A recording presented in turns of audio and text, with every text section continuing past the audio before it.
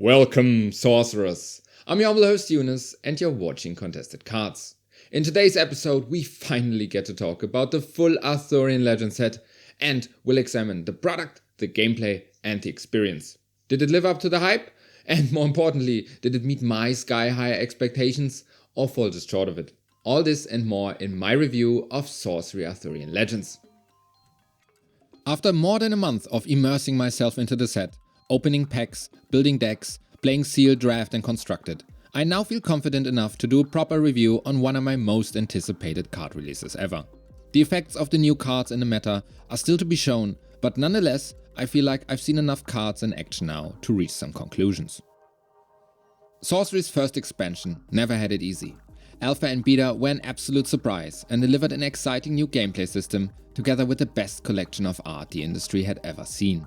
Part of Alpha's longevity, besides the unexplored gameplay, was the huge set size of just over 400 cards, establishing a foundation from which to build on. Whatever was to follow would be setting expectations for all releases to come. Was Alpha just a one-off success, or could they capture this unique charm and excitement once again? Is one set a year sustainable to keep players' engagement, or will sets be too quickly devoured in demand for more? Will it work? All tough questions Eric's Curiosa now seeks to answer with this in comparison little set of just over 220 new cards. Product and card quality. Let's start where every Arthurian Legends journey begins, with the box itself. Every box of AL includes 24 booster packs at a price of $129 MSRP, which is a slight increase in price from Beta's 36 packs at $150. A small part of this increase might also be the box. It should not be understated how beautiful this opening experience has turned out. We have been marveling at the gorgeous box design in the weeks leading up to release, but actually having it in hand really shows how much love went in here. Compared to their first outing, it's obvious the Sorcery design team had more time on hand to realize a box so ridiculously eye-catching and mouth-watering that only the strongest of will among us may ever resist its allure. Thanks to the highly detailed artwork of Elvira Shekirova and EC's pompous vision of a box that goes against many industry design trends, it wins the throne of most beautiful TCG packaging ever. As with a nice perfume, the bottle is part of the experience and in my opinion was well worth the invest. Inside the box we have the individual card pack design inviting us to the quest for the Holy Grail, which as it turns out may only really be achievable for a very few people. But we get to that later. Every box of AL includes 4 to 5 true uniques and 6 foils. True uniques you ask? Yes, with a staggering 71 uniques, Arthurian Legends unique count ends up even higher than Alpha. But as it turns out, not every unique knight is also printed on a unique sheet, meaning they are basically of elite rarity, drastically inflating the final unique count. So while you may end up with more than 5 cards stating their uniqueness, they really aren't. Each box also includes a box topper again. This time we're treated to 2 avatars at once, allowing for a more consistent basis for newer players to have something to build around. And these 2 new avatars are no slouch either. Be it the Templar leading all your knights into battle, or the Druid with a wealth of build opportunities and intricacies, it was a perfect move to include him right here from the start of every box. Besides that, there is the usual inclusion of tokens, with new soldiers, lands and stealth this time around, a new art for Rubble, and Tawny and Bruin for your Druid. Also the artist card goes way too hard, not only being in foil, but also including the image of Tony Sudlow's GRAIL in full art.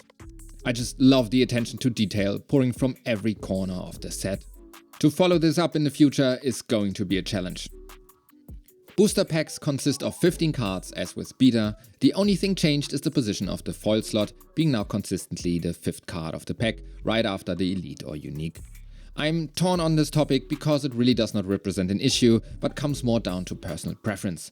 I always enjoyed the surprise factor of a foil being inserted somewhere between the ordinaries, though it's also nice knowing which slot to anticipate this time around.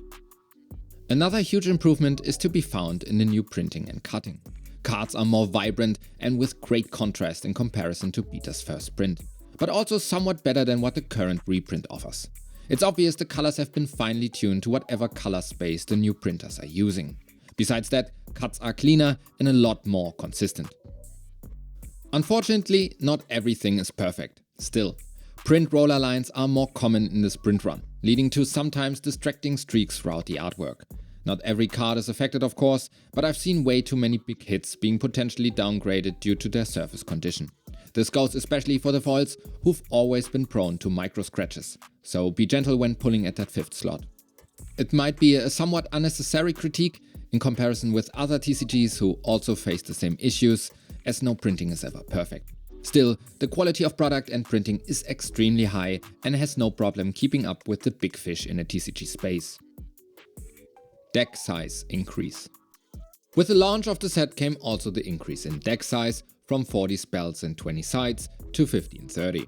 To be honest, I wasn't enthused when the news broke, but since then I made a full 180. Building decks with AL has me constantly in the 60 to 70 card range before needing to make cuts.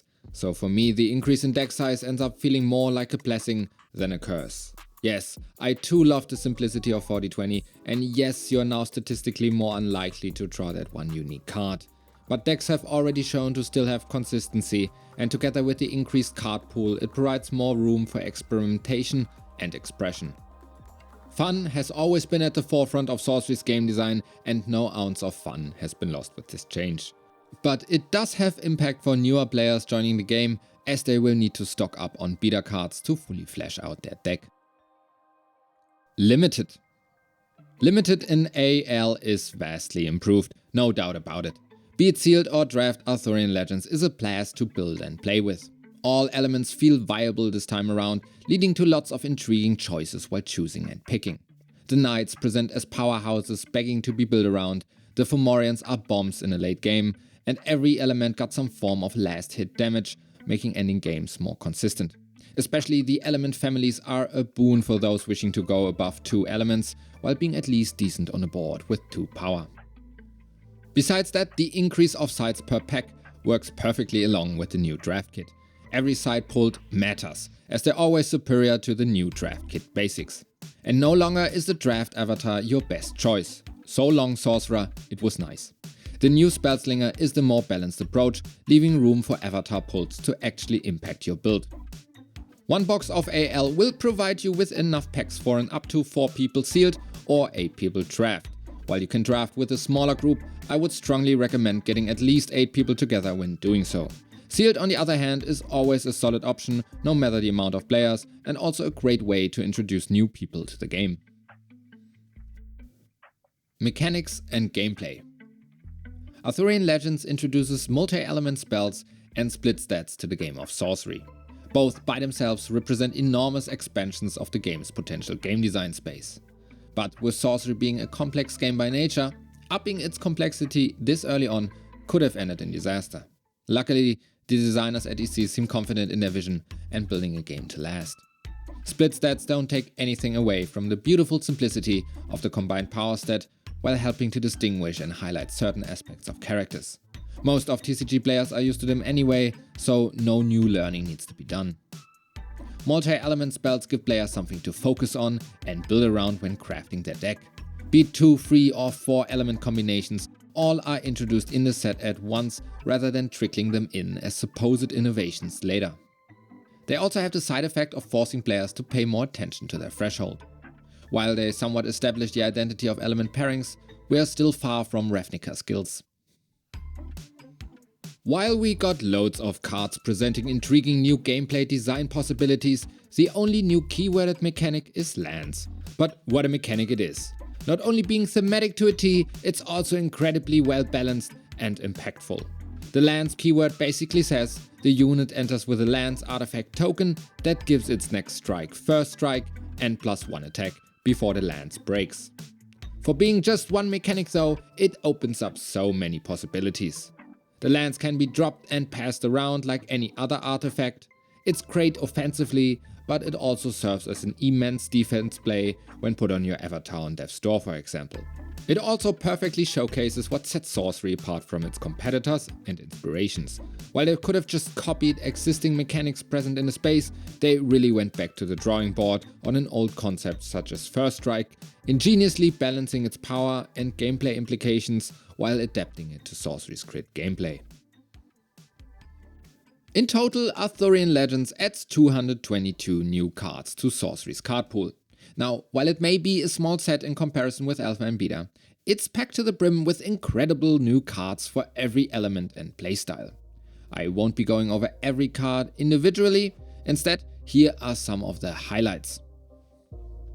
Water got some incredible new tools, making water-based builds and especially decks that only splash water more viable.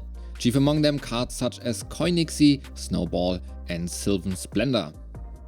A lot of archetypes got expanded support, mortals most or all of them, followed by beasts, fairies, spirits and a surprising amount of giants.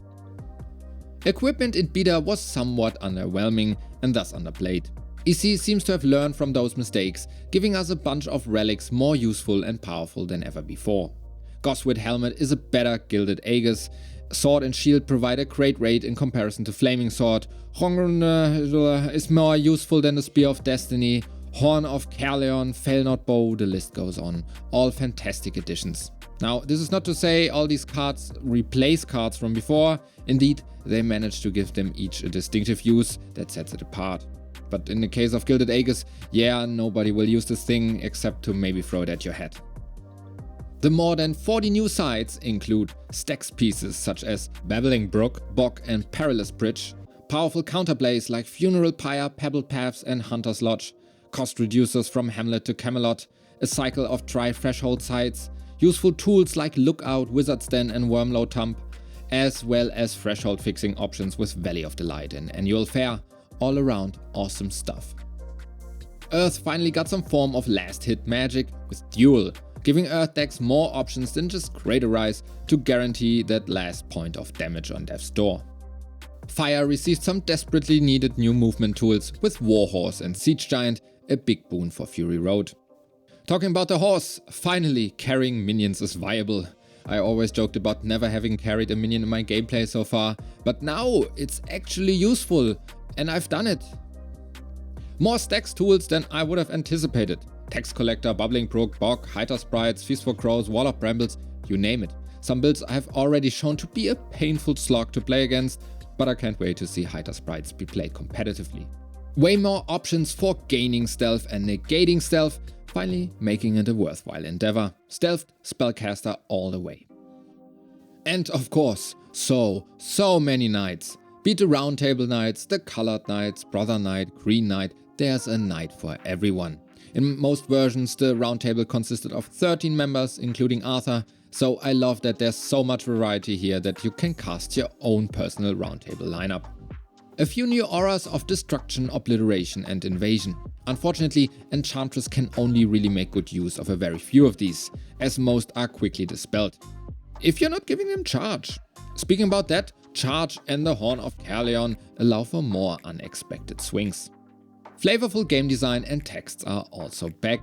Take 13 Treasures of Britain for example, or Salmon of Knowledge with their quirky gameplay.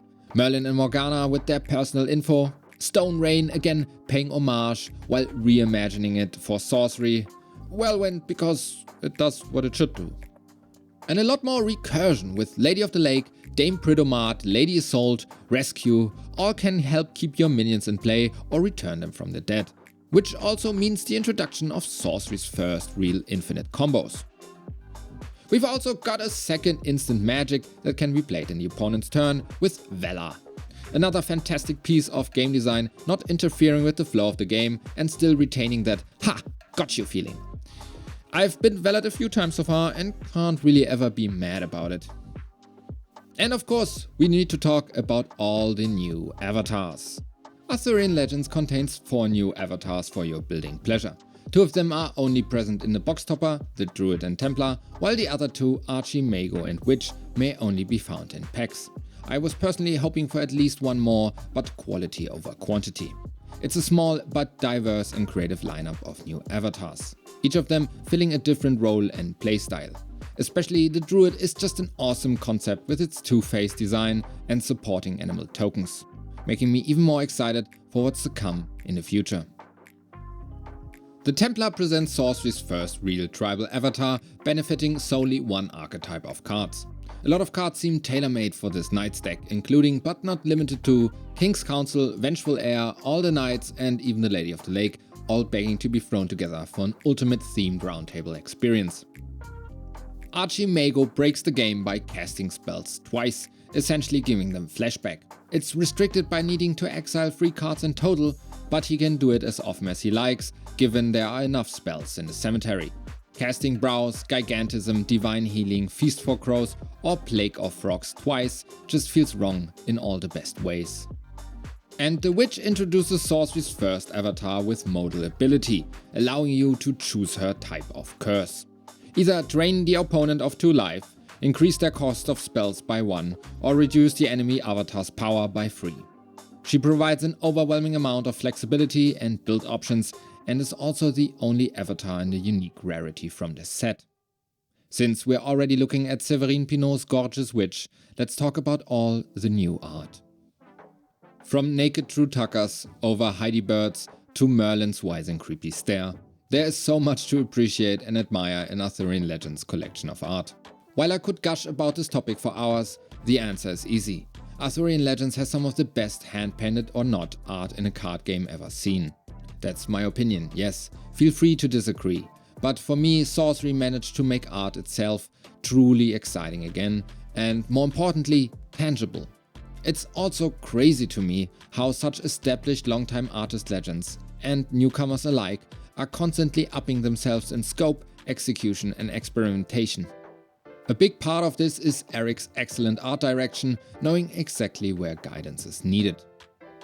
Joining the ranks of Sorcery's artist lineup are Brian Wegwitz, Jeff Lobenstein, Rodney Matthews, Sam and Seb McKinnon, Heidi Taillefer and Quinton Hoover.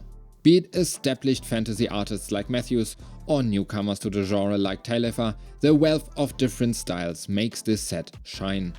The tone of art is way brighter, lighter and more fun than the dark and brooding some of us might have expected. Yes, there are still some horrific depictions to be found, but nothing that stands out in a negative way. Everything feels like it belongs and fits the theme. A mostly light and fun medieval fantasy. More fairy tale than dark and twisted, King Arthur and his knights in all their glorious prime. A few characters from Arthurian tales didn't make the cut, like the Fisher King for example. This is likely due to them choosing a less religious interpretations of these stories, which is totally fine, since the whole set leans heavily into the fairy tale angle. I get it. Still, would have loved to see him. Curios. As with Alpha and Beta, Arthurian Legends includes a set of special and absurdly rare collectible cards called Curios. This time around, they are not just pieces of Sorcerer's design history and fun Easter eggs, but also include a series of beautiful gold-foiled gilded portraits done by the fantastic Elvira Shakirova.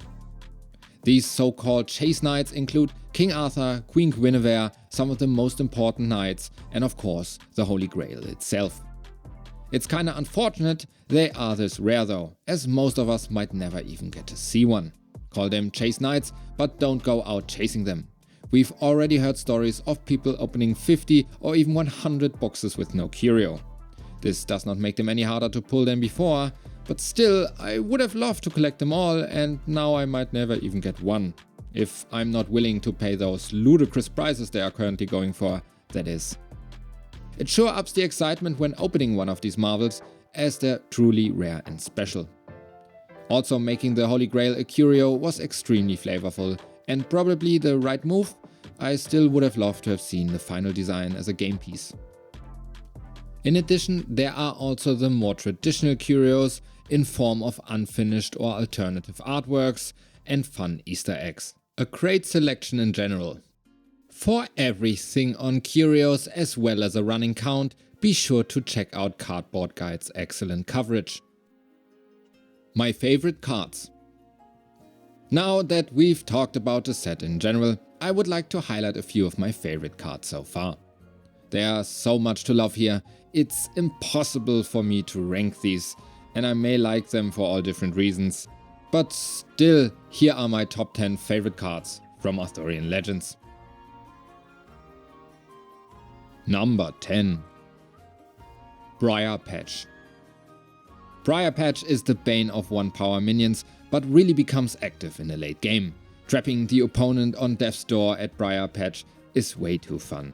It's another Earthside classic next to Gnome Hollows and the many others, and forgetting about it can be fatal. Number 9. Koi Nixie. Part savior of the water element, Koi Nixie strengthens water control capabilities, counters nasty spiders and helps drown your foes. Number 8. Sly Fox. And here we have the common red fox bathing in the sun. Oh, where did he go? This humble fox turns out to be one of the strongest one-drops in the game with its consistent stealthing, sneaking past the enemy troops and either constantly pinging them for damage or carrying malicious goods like Devil's Egg or Maddening Bells. Number 7. Arcane Barrage. And then I started blasting. Sorcery was desperately in need of more mana sinks like this, just flinging one projectile after the other at your opponent's face until your mana is drained feels fantastic. Number 6. Ring of Morrigan. It's powerful and beautiful, what more can I ask? I've speculated about this card all the way back in my first video, and like I predicted, it turned out to be one of the most desirable cards from the set. Number 5. Morgana Le Fay. Not only is she one of the strongest cards of the set, but also perfectly showcases Sorcery's approach to storytelling and flavorful card texts. Drawing free cards for free mana is already fantastic, but giving her stealth on top of that made her absolutely ridiculous. Number 4. Snowball. Not only did water finally get another projectile spell, but a creative one at that, Snowball does what you think it does, rounding every unit standing in its path into one big snowball of death. It adds to water's toolset while also enabling whole new deck strategies. Number 3. Sir Kay. He's the bane of the little folk, the slayer of the small, a unique minion that punches down, all while having this extremely smug look on his face. Love the flavor, and it's also just a great card. Number 2. Sir Bors the Younger. I mean, just look at him!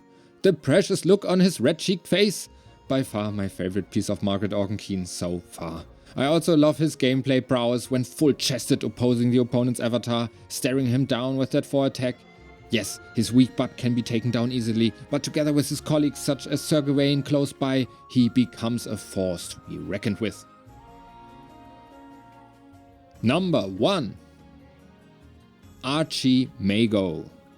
It's simple. I love his name and the incredible artwork by Rodney Matthews. Also, he's a blast to play with. The best place to put your Merlin in. These were some of my favorite cards from the set thus far.